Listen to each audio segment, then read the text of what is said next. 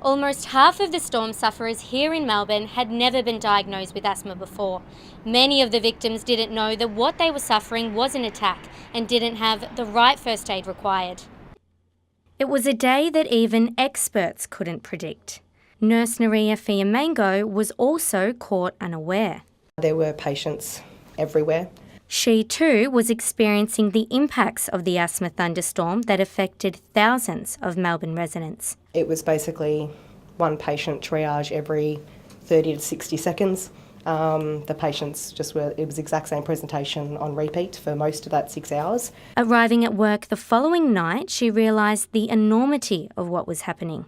In an effort to prevent another deadly outbreak, the Health Department has launched an awareness campaign. Grass pollen season brings the chance of thunderstorm asthma. It will also monitor pollen levels more closely, and those at risk can sign up to an alert similar to that issued during fires and floods. An outbreak is a unique combination of high grass pollen levels and a certain type of thunderstorm.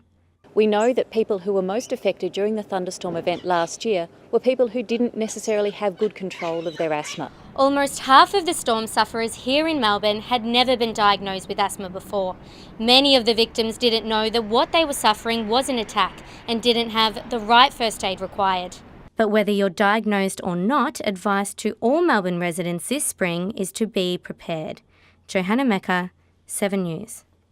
Good evening, Nick. Yes, that's right. 11 regional Victorian towns have come together to join the bid for the 2030 Commonwealth Games. Now, some of the towns included are Shepparton, Wodonga, Ballarat and Geelong, each of them spanning across Victoria. And patrons are worried that if the Games were to go ahead, that they would have to travel up to 3.5 hours between sporting events for the Games. But right now, Nick, all we can do is sit back and wait. And I tell you what, people here in Shepparton are very proud and they're pushing for it to go through. So hopefully, in years to come, I'll be back here with some more positive news. Back to you, Nick.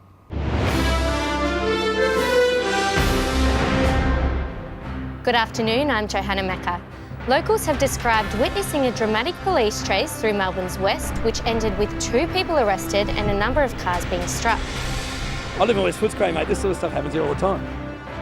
A man is under guard in hospital after being mauled by a police dog following a 9-hour siege in Rosebud. An electrical fault may have caused an explosion on a tram which shut down services along St Kilda Road. Royal baby joy with Prince William and Kate announcing they're expecting their 3rd child. The gay marriage debate heads to the High Court with a challenge underway into the validity of the postal vote.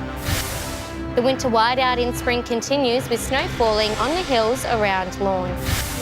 And the Tigers of old gathered to dream about what might be. Members of the 1980 Premiership side say they're ready to hand over the cup to the current crop of players. It's currently 12 degrees.